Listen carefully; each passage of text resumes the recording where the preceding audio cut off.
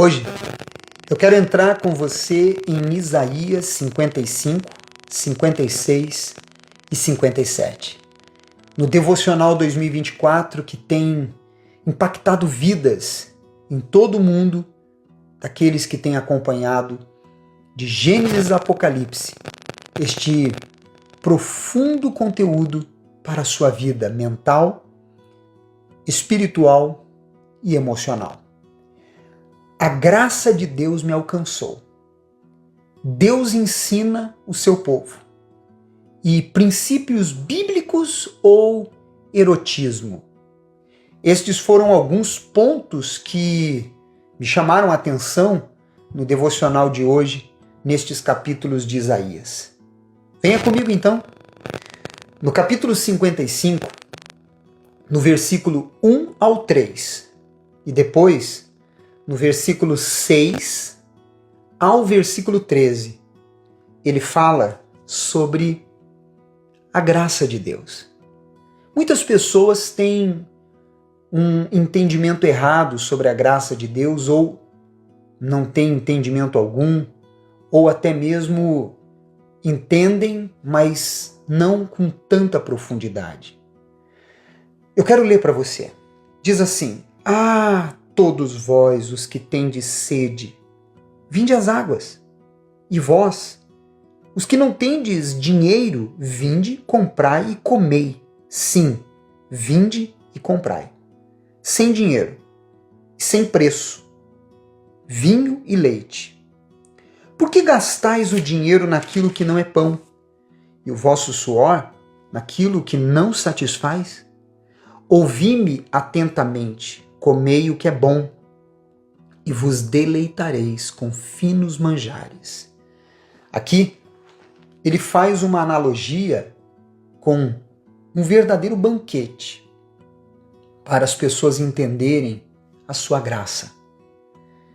Ele está falando neste verso sobre a graça de Deus, que já foi paga por Jesus para nós. Por isso, não se compra. Por isso, não tem como pagá-la. É graça. A aliança nas gerações passadas, por Noé, Abraão, Moisés, Josué, Davi e tantos outros, elas eram sempre renovadas. Mas em Jesus, a aliança foi firmada definitivamente e já estabelecida. Não existirá outra aliança. Nele, a aliança se cumpre. E é exatamente nesta aliança que a graça está disponível para nós. Não pelos nossos méritos, mas pela morte dele. Não pelo que fazemos, mas pelo que ele fez. Por isso que, se você se apoia nas suas ações, já não é a graça de Deus. Mas quando você entende que as suas ações são insignificantes diante do que ele fez, então você passa a receber aquilo que você não merece. Isso se chama graça de Deus. A palavra de Deus continua no versículo 6 ao versículo 13, falando mais o seguinte, para você entender o processo desta graça revelada para a sua vida. Buscai o Senhor enquanto se pode achar, invocai-o enquanto está perto. Deixe o perverso o seu caminho, o iníquo os seus pensamentos. Converta-se ao Senhor, que se compadecerá dele, e volte-se para o nosso Deus, porque é rico em perdoar. Porque os meus pensamentos não são os vossos pensamentos, nem os vossos caminhos, os meus caminhos, diz o Senhor. Porque assim como os céus são mais altos do que a terra, assim são os meus caminhos mais altos do que os vossos caminhos. E os meus pensamentos são mais altos do que os vossos pensamentos. Ou seja, não tem como entender com a mente humana, de forma lógica, essa obra gloriosa de Deus. Porque assim como descem a chuva e a neve dos céus e para lá não tornam, sem que primeiro reguem a terra e a fecundem, e a façam brotar para dar semente ao semeador e pão ao que come. Assim será a palavra que sair da minha boca. Não voltará para mim vazia, mas fará o que me apraz, e prosperará naquilo para que a designei. Saireis com alegria, e em paz sereis guiados. Os montes e os outeiros romperão em cântico diante de vós, e todas as árvores do campo baterão palmas.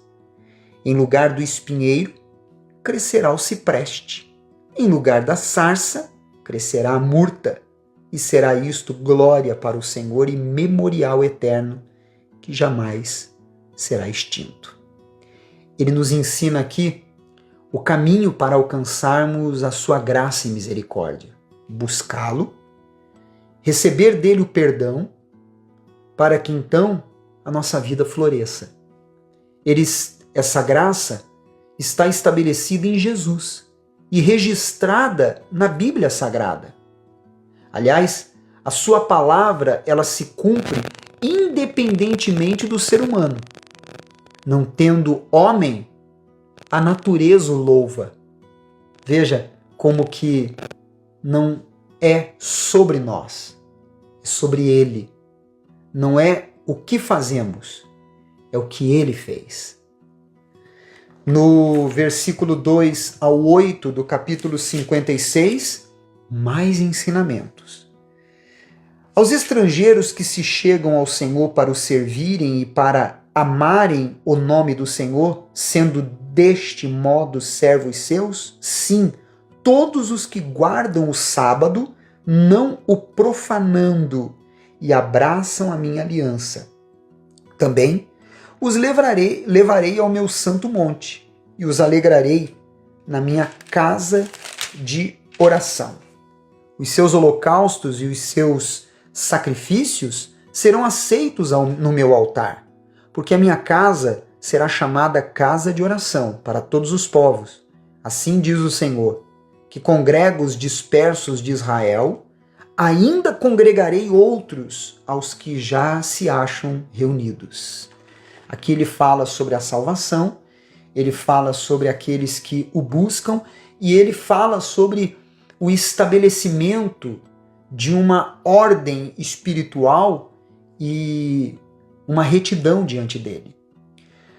Na lei hebraica, preste muita atenção neste detalhe, as exigências morais, como a proibição ao assassinato, encontram-se lado a lado com as exigências rituais, como guardar o sábado. Esperava-se que o povo fosse fiel às orientações morais, às ordens morais, como manter o juízo e fazer justiça, bem como aos rituais. Aí a razão de se referir ao sábado, que, na verdade, ele não está falando sobre propriamente um dia, mas ele estava ensinando o povo a se reorganizar moralmente e espiritualmente. E para que haja essa reorganização moral e espiritual, é necessário dar-se leis e ordens. Por isso que ele fala sobre estes aspectos, para que todos entendessem que um relacionamento com Deus vai muito além de um dia específico, como o sábado ou o domingo. E, consequentemente, o que Deus buscava era ensinar o seu povo sobre comportamento moral e espiritual, prioridades e atitudes para com ele e para com o próximo. Não esqueça que o povo ficou durante anos no cativeiro, perderam a sua essência, os seus princípios, então eles precisavam ser retomados, ele precisava reeducar aquele povo. Por isso, falou sobre esses pontos. No versículo 8 do capítulo 57, a palavra de Deus diz assim: detrás das portas e das ombreiras pões os teus símbolos eróticos, puxas as cobertas, sobes ao leito e o alargas para os adultérios, dize-lhes as tuas exigências, ama-lhes a coabitação e lhes mira a nudez. Veja se não é o que nós temos visto nos dias de hoje. Para você entender, vamos voltar naquela época. Detrás das portas, ou seja, algo no particular. Segundo a lei, o povo de Deus tinha a ordem de pôr os mandamentos de Deus nos umbrais das portas para serem continuamente lembrados pelo Senhor. Chama-se mezuzá. Está escrito em Deuteronômio, capítulo 6, versículo 9. Mas eles colocavam no lugar dos mandamentos de Deus símbolos eróticos. Hoje vemos esse mesmo comportamento nas redes sociais e em várias passeatas pelo mundo afora. Pessoas erguem bandeiras do erotismo e desprezam os princípios bíblicos. Reflita sobre isso. No versículo 15 do capítulo 57, ele termina dizendo assim sobre a nossa meditação de hoje. Porque assim diz o alto, o sublime, que habita a eternidade, o qual tem o nome de santo.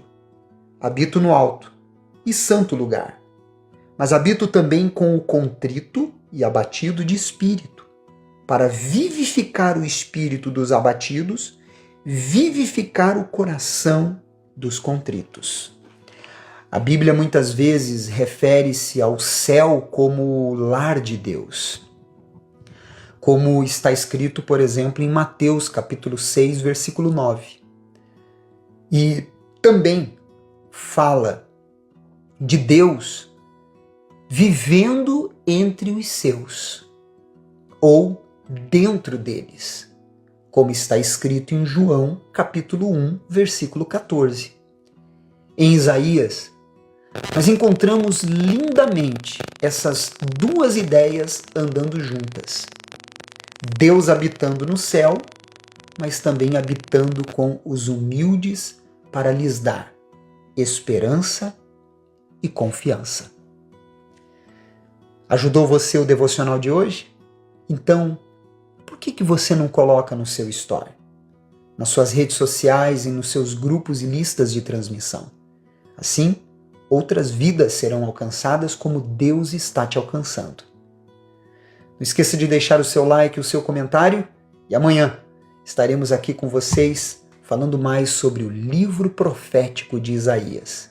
Você é especial para Deus. Deus te abençoe.